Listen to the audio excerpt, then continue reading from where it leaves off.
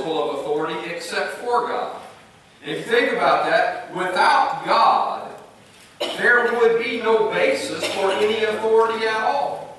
That's one of the arguments that's used a lot of times for the existence of God.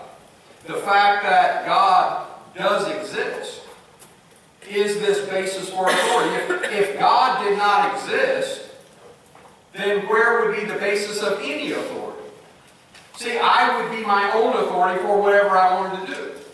If I wanted to mistreat people or even murder people, where would anybody be able to tell me that's wrong without a standard of authority? And if a person admits that there is a standard of authority, well, then they have to admit that there is an ultimate standard of authority where all other authority comes from. And we noticed this morning that that ultimate authority is God. And so the first and foremost covenant obligation is to be obedient to God. My obedience belongs to Him. We want to go on this evening and look at a connected principle to that, which is the covenant obligation to boldly speak the Word of God. If God is the ultimate authority, and He is, then doesn't it make sense that He would want to communicate to us His authority? That He would want to communicate to us what is His standard of lifestyle, what is right and wrong based on His authority. And there's a lot of books, a lot of different writings in the world that claim to be from a divine source. You've got the Quran that Muhammad claims to have received from angels. You've got the Hindu Vedas that claim to be revelations from the different gods. All manner of books. Even in different sects of what would be considered Christianity, or Christendom might be the better term for it. There are those who claim that their writings are inspired by God, like Joseph Smith, like Mary Baker Eddy, like many of the people who have started their own religions. They claim that their writings are inspired by God. They claim that they have divine authority for what they wrote. But it's only when we come to the Bible that we find a unique source of communication from God.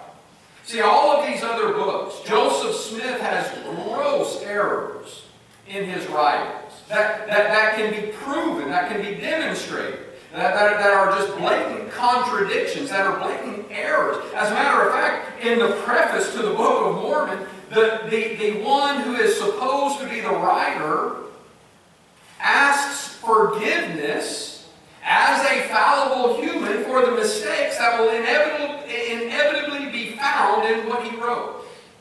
Well, if in the very outset of the book, that is claiming to be a communication from God, that is claiming to be a source of guidance for my life, in the very outset of that book, if the writer admits right up front that he made mistakes in what he wrote, and he did, some very bad ones, then why would I want to listen to it? Why would I want to make that the standard for my life? Why would I want to make that the source of authority that I live by? When not only when I'm reading it, I find gross errors and mistakes, contradictions, but that it itself admits to be filled with mistakes. Or when I read, for example, the Quran and the writings of Muhammad, and it's filled with mythology, and it's filled with errors, scientific errors, contradictions. Well, why would I listen? Why would I make that the standard of my life? Especially when it's filled with the kind of gross immorality with which it is filled.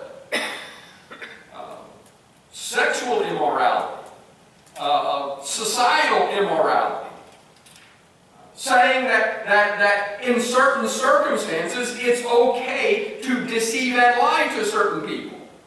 Well, that doesn't sound like the kind of material that would make for a better life, does it? A book and a body of writing that says that child marriages are okay and that polygamy is okay, and all of these things that are just gross immorality. Why would I want to make that the standard of my life and look to it as the authority for the way that I live? When I can demonstrate and prove over and over again throughout that it is contradictory, that it is erroneous. Well, it's only when we come to the Bible that we find a book that claims divine authority. There's no question that the Bible claims divine authority, right? 2 Peter 1 verse 21 says that the holy men of God spoke as they were moved by the Holy Spirit. Several places in the Bible, the writers claim to have received what they're writing from the Holy Spirit. So there's no question that the Bible claims to be from divine authority.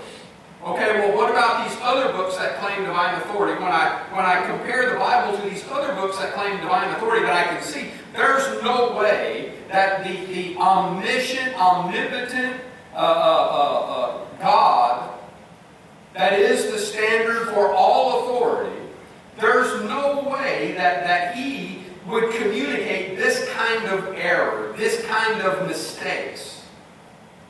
Well, how does the Bible compare to those books?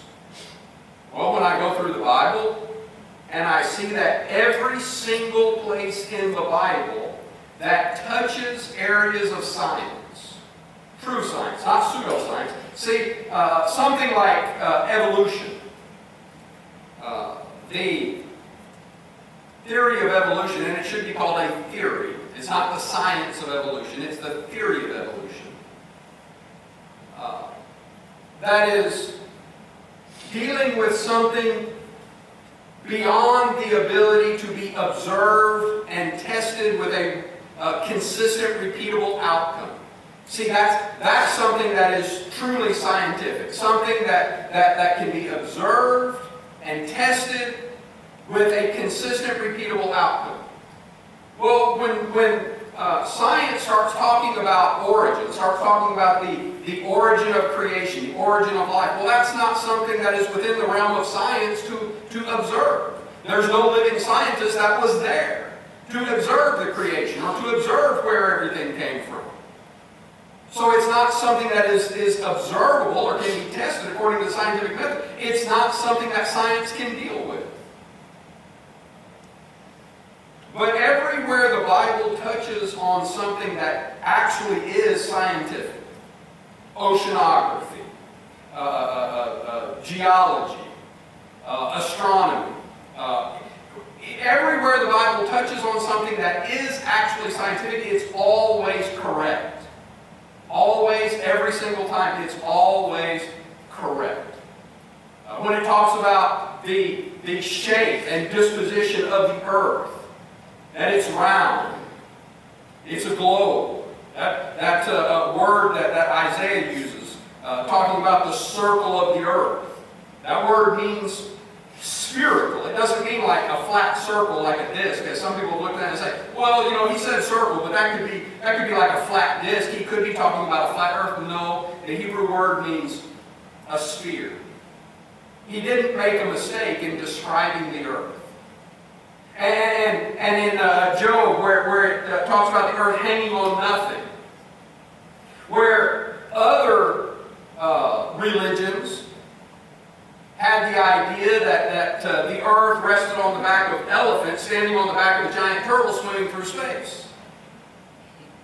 Or that the earth was like an island, and if you went too far, you'd fall off the edge of the earth. As you see these depictions in mythology. Or a really good depiction from mythology, the earth on the shoulders of Atlas. As Atlas was cursed to bear the weight of the world. Well, when scientific progress reached a point to where people could go out in space and look back at the earth They didn't see Atlas holding it on his shoulders. They didn't see it on the back of elephants, standing on the back of a turtle swimming through space. They didn't see an island with water running off of the sides of the island into space. That's not what they saw. They saw exactly what the Bible said they would see. A sphere held in place by unseen forces, as it were hanging on nothing. And so the Bible was correct. When the Bible talks about the paths of the deep, there's no way that they could have, at the time that that was written in Psalms, talking about the paths of the deep, there's no way that they could have scientifically known that at the time it was written. Oceanography was not a known science at that time. They weren't diving into the depths of the ocean. They were doing all they could to stay out of the depths of the ocean.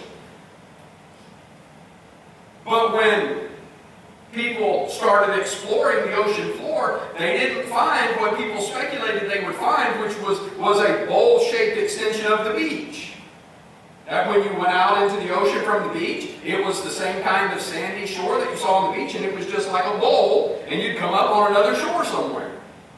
That's not what they found. They found depths. There are places in the ocean that's over a mile deep. Well, when they described the ocean floor in the Bible, and then thousands of years later, were scientifically able to go down and explore the floor of the ocean, it was found to be exactly the way the Bible described it. The Bible was correct again. And so many instances in the Bible where there's no possible way. It's what we refer to as scientific foreknowledge. There's no possible way that the biblical writers could have scientifically known what it was they were referring to, yet when science caught up to what it was they said, they found it correct every single time. There's no other book that can make that claim. I was talking in the Tuesday morning class about the writings of Mary Baker Eddy, not really the founder of the Seventh-day Adventist Church, but the one who's referred to as the prophetess of the Seventh-day Adventist Church. And when she wrote about receiving the Sabbath day law, she says that she was caught up to heaven. It's interesting because in 1 Corinthians, when Paul talks about being caught up to heaven, he said that he saw things that were unlawful for him to utter. See, he couldn't come back blabbing all about what he saw. God forbade him to do that. Yet Mary Baker Eddy claimed to be caught up to heaven, and she came back blabbing about everything she saw, or claimed to see. But she describes, in this being caught up to heaven, she describes her from standing on the earth, being caught up, zipping up through the atmosphere, into space, past the moon, and out through space, until she got to heaven. She describes all of that. And when you read what she described about the planets, about passing different things out in space, as she was on her way to heaven, and I'm pretty sure that's not how going to heaven works. Pretty sure you're not drawn up through space when you go to heaven. But she describes all this stuff that she passed. And that was back in the 1800s when there's no way that stuff could be scientifically tested. And somebody could say, well, now, Mary, what you're saying here, that doesn't line up with what the rockets that have been shot out there have seen, because there weren't any rockets being shot up there at that time. So she could make up pretty much whatever she wanted to, and nobody would know whether she was right. But what amazes me is that now that we have done amazing deep space exploration with these incredible telescopes that can see just really far out in space, further out in space than we could reach in many lifetimes. But they're able to see out that far. And not a single everything she described, probably from the time she got past the moon. Not a single thing she described is correct. None of it is correct. Now, I can see where, at that time that she did that, it was a time where, seances were big and people thought spirits were communicating with them, and they would go to mediums to communicate with the dead. It was a big deal. At that time, I can see where people might hear what she was saying, and they would say, well, that really sounds good. I'm going to follow her. I'm going to believe her. But it's astounding to me that after everything she said has been scientifically proven to be grossly wrong, that people still follow her writings. When rockets started being sent out to space, and deep space exploration was a reality, and all of those Seventh-day Adventists could look at her book and look at what was being reported back from like the Hubble telescope and things like that. And they could say, well, man, she was wrong. Really, really wrong. That doesn't cause them to say, well, I guess I've been following the wrong person. But it doesn't. People still follow her. And it's astounding.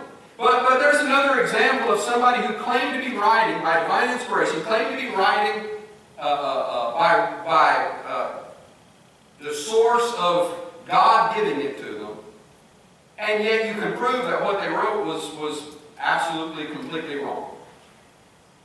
But when it comes to the Bible, you don't find mistakes like that. Never, not a single one.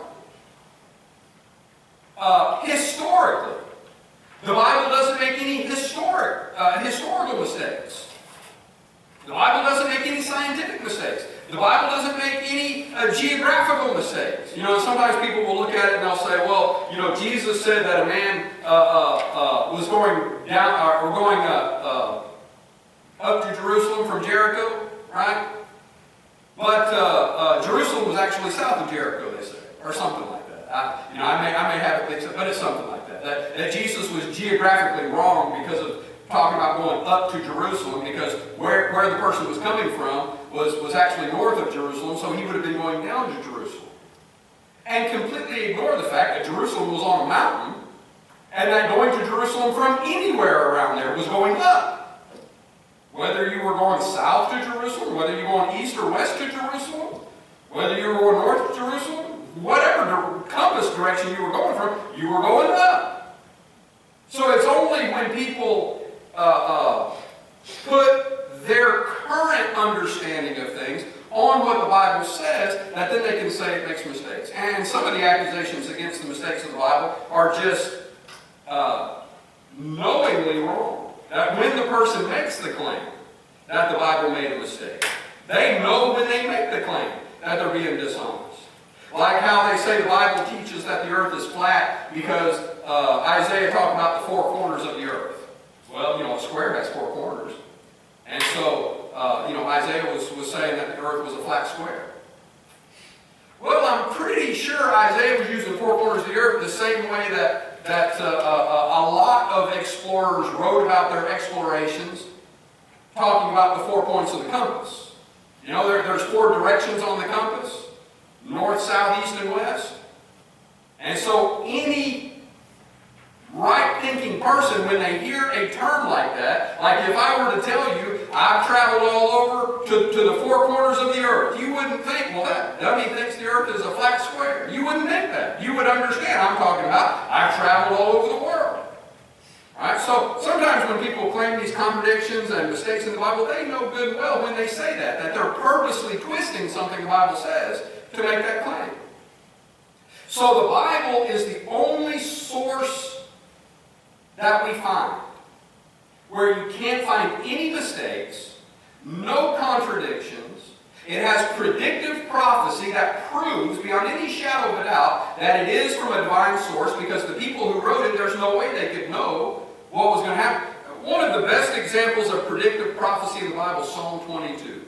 David wrote Psalm 22 1,000 years before Christ would die on the cross.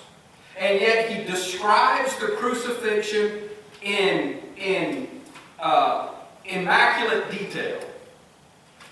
Even to the point of piercing Jesus' side, casting lots for his garments, the manner in which Jesus would die, that he was stretched out on the cross. It describes all of that in perfect detail. And I've heard people say, well, you know, when Jesus came on the scene and he had this plan to present himself as the Messiah and to purposely do those things that the Old Testament said the Messiah would do. See, any of those New Testament Jews, they knew what the Old Testament said about the Messiah. And so if they wanted to present themselves as the Messiah, all they had to do was to purposely do the things that the Old Testament said the Messiah would do. And so that's what Jesus did. Well, the problem with that is that it doesn't only say what the Messiah would do, it says what people would do to the Messiah. And how could David know 1,000 years before Jesus was born that at the time of the Messiah, Rome was going to be the ruling government, and that their form of execution, the crucifixion, would perfectly fit the description that they... See, do you think the Romans came up with crucifixion because they read Psalm 22 and they said, well, you know, if we want to crucify people in a way that will fulfill what this says about the Messiah, we've got to do it by crucifixion? There's no way. It's not possible that the Romans even had that thought for a minute. They could have cared less what the Old Testament said about the Jews' Messiah. Or that the person who stabbed Jesus in the side would have been thinking, well, I need to stab him in the side because Psalm 22 says that he would be pierced in the side. Of course not. Or that the Roman guards that cast the lots for Jesus' garments did that because they read Psalm 22 and said, well, you know, if we want to fulfill Psalm 22, we have to cast lots for his garments. Well, of course not. And so Psalm 22 is an example of predictive prophecy where it is fulfilled exactly. And anybody who says that, well, that's just what Matthew, Mark, Luke, and John, they just wrote it that way so that it would fulfill Psalm 22. Well, that's completely ignoring the historical fact that the Romans crucified people. That it was a custom, and you can find it in history books. It's not just in the Bible, where it was a custom of the Roman guards that crucified the people to divide up their belongings, to divide up their garments. How could David have known that? So, again, predictive prophecy, scientific foreknowledge, all of these things prove that the Bible is from God. Now we're then talking about these covenant obligations as moral obligations. So it's a matter of morality. It's a matter of right versus wrong.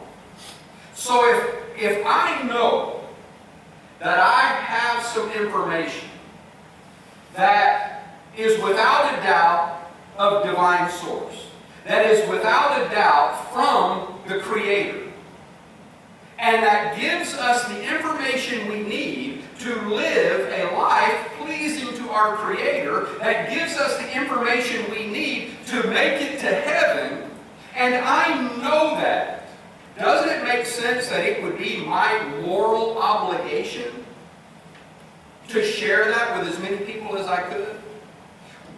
What do you suppose we would call somebody that after they died and somebody was sorting out their belongings, you know, sorting out the estate to distribute the inheritance to the heirs, and in their belongings maybe a notebook was discovered. And in that notebook, the person that had died many years before their death had discovered the cure for cancer. And instead of distributing that, instead of sharing that knowledge to rid the world of one of the worst diseases that mankind has ever known, they put that notebook in their dresser drawer, covered it up, and left it there. What would we call that person? Would we not call that person evil? Because they had a source of information. They had the information necessary to save people's lives, to rid mankind of a horrible disease, and yet they didn't share it. They covered it up. So, with that illustration, that example, what does that make us? When we have the cure to truly what is the worst disease that mankind has ever known. Because a lot of people get cancer, that's true. Cancer is a very widespread, a lot of people get cancer. But the disease that this book cures, every single person gets it. Every single person is afflicted with the disease that this book provides the cure for. The disease of sin that leads to death. And sin that is not cured is fatal every single time. So what are we? When we know that, we know that this is the cure for sin. That this book has the information that is necessary to cure people of a disease that will undoubtedly kill them, not just their body, but will destroy their soul in hell eternally. And yet we don't share it with them. Doesn't that make us evil? Isn't that evil that we would withhold that kind of information from people?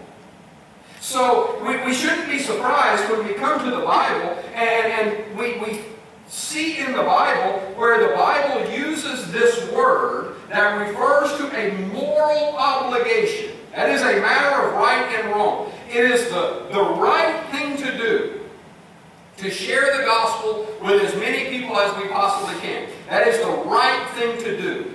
That is our moral obligation.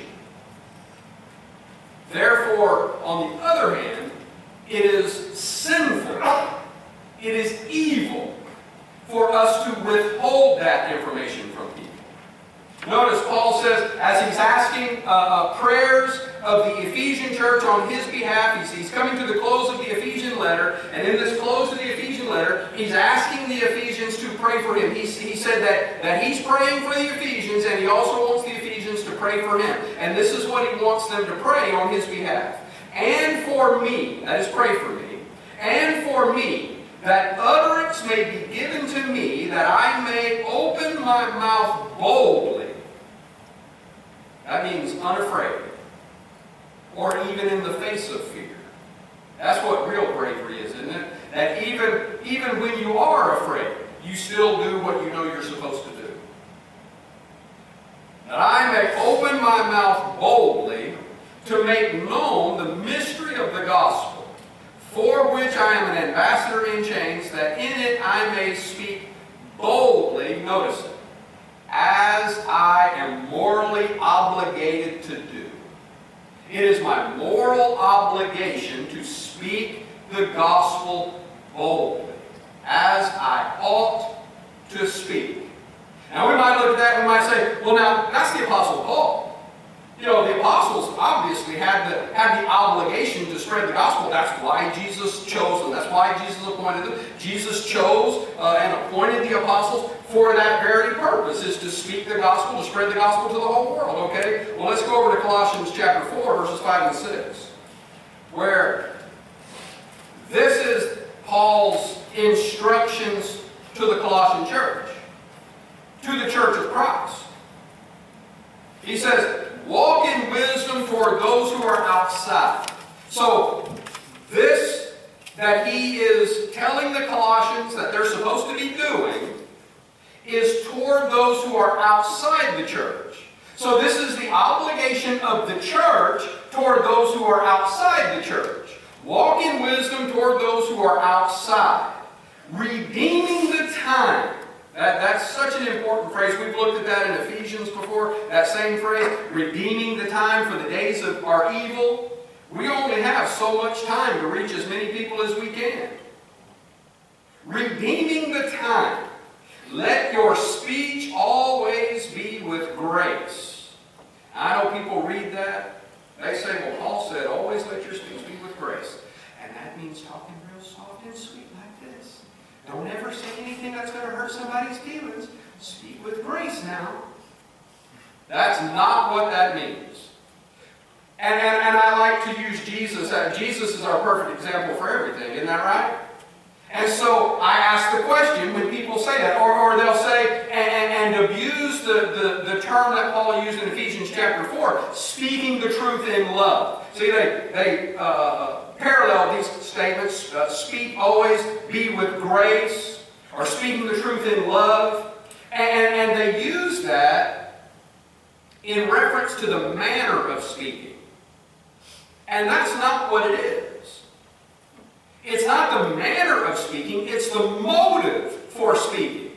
See, the motive for speaking boldly, for sharing the gospel, is to impart grace to the hearer, is to share the grace of God that is extended through the gospel. There's no way that they can be the recipient of the grace of God without hearing the gospel. It's the motive for what we say. But people say, you're supposed to speak the truth in love. Be sweet. Was Jesus being sweet when he said 9 times in Matthew 23 to the Pharisees, woe to you, blind guides, hypocrites, vipers, serpents, fools? Is that sweet? Is it speaking the truth in love? Without a doubt. Jesus loved them and he was telling them what they needed to hear. Was it speech being with grace? Without a doubt. The reason he was saying what he said was because he loved them. Was because he wanted to impart grace to them. Because unless they repented and changed, there was no hope for them to be saved. So he says, let your speech always be with grace, seasoned with salt. That is, it's flavorful. It's a preservative, right? Salt is a flavor enhancer and salt is a preservative. So the things that we say should flavor people's lives for good and should be a preservative that will preserve their lives for good. Right? In other words, we share the gospel with them. Seasoned with salt, that you may know how you ought to.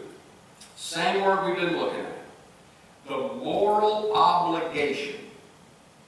So that you may know how you have the moral obligation to answer each one. So that you may know how it would be evil to not answer each one. We have the moral obligation to share the gospel with as many people as we possibly can.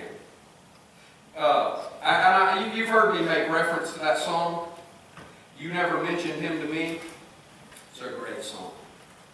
You never mentioned Him to me. I saw you day by day. I think it says, as we passed along the way, and you never mentioned him to me. My only problem with that song is that it pictures the one that the lost person is talking to as being at the right hand of Christ, while this person is on the left hand of Christ, and they're looking over at the right hand of Christ, and they're seeing someone there that they know had the opportunity to share the gospel with them, and that person didn't, and so now they're lost because this person never shared the gospel. Now, my only problem with that song is that I don't think that person is going to be on the right hand of Christ. Because we have the moral obligation to share the gospel with that person. And so if we don't keep our moral obligations to the covenant, then why would we think we're going to be on the right hand of Christ? Just like we would not call the person that kept the cure to cancer covered up, that didn't share it, we would not call that person a good person. Well, why would I think that I can have the cure to sin and not share it with anybody, and yet I could still be a good person? See, it's a moral obligation to share the gospel. I can't be morally correct if I'm not sharing the gospel with people. And I think we should give that some very serious thought. What is my obligation as one of God's covenant people in sharing the gospel with those around me? Can I be secure in my salvation without keeping a moral obligation of the covenant? It's a serious question. That doesn't mean that we all have to be out conducting Bible studies across the table with people. That doesn't mean that we all have to be walking around with bullhorns like the... I know some good folks that thought that street corner preaching was a great thing to do. I've never agreed with them. I don't think I've ever passed somebody preaching on the street corner through a bullhorn that I said, oh, he's doing some great work. Well, people are running from him with their fingers in their ears. What is this maniac? I think that there's right ways to reach people and there's wrong ways to reach people. But we need to be doing something to reach people. If it's just leaving tracts on the table at the restaurant where we eat, or it's putting tracts in with our utility bills when we send them in, or it's just handing a tract to somebody that we know has a question about something, or sharing the videos from the church website. You know, you go on the church website, you click the little Facebook button, you share the video to your Facebook page, and you've shared the gospel with all of your friends that follow you on Facebook. Well, I can't do that. I'll lose some friends if I do that. Well, at least you'll lose friends that won't be able to say in the last day, you never mentioned him to me. So we all have the moral obligation to be doing something to reach people with the gospel. If you've not obeyed the gospel of Christ this evening, having heard the word of God and believing what it teaches about Christ and his kingdom, believing that, repenting of your sins, and confessing that you believe Jesus Christ is the Son of God. So that, having made that confession, you've been baptized into Christ to have your sins washed away by his blood. If you've not done that this evening, then you're neglecting the only cure for sin in the entire creation. That is the blood of Christ. Or if having done that, you know that as one of God's covenant people, you have covenant obligations. And you need to repent of not keeping those obligations and be restored to faithful service to Christ. Whatever your need is to see, pray for come. There's a fountain